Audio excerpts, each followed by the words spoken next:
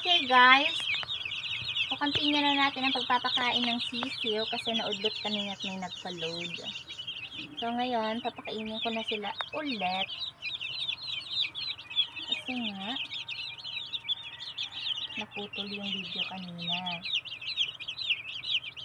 Alam dyan, yung mga sisiw dito ay 10 days na. 10 days.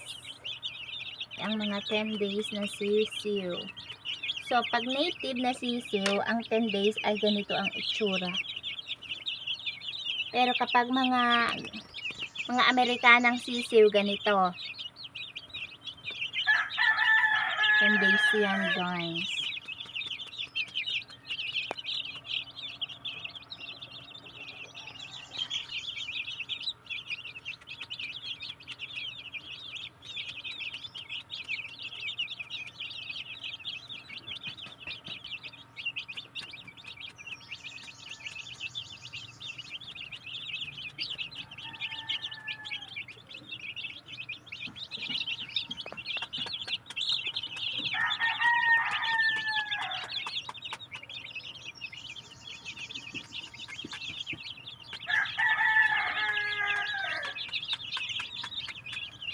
Gana sa tambong ini crunchy.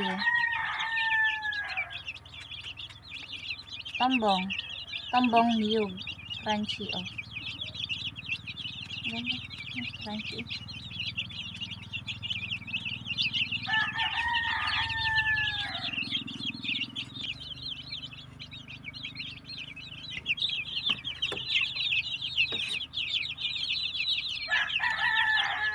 Sana luto na.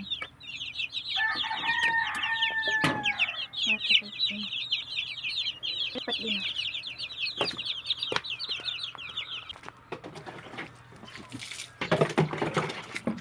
Okay, kuhanan natin ng tubig yung mga sisiw para hindi sila mabilabukan ng dida.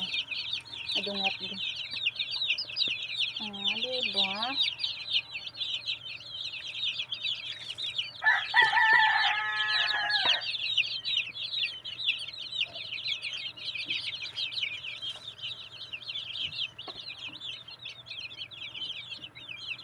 Yung mga uhaw, uminom na kayo.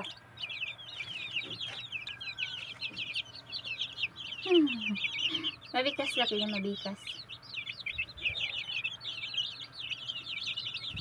Ito guys, oh. Pag native yung sisiw, ganito kalaki ang 5 days. So 5 days pa lang siya ganyan kalaki. Native yun. Medyo mabilis kasi pag ganitong mga sisiw, mabilis siya lumaki. Dito native eh. Amerikana.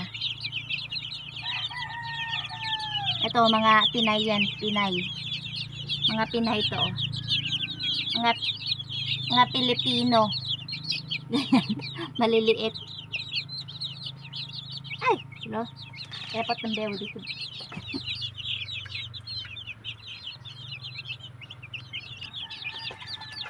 Magkuwak mo ito dito.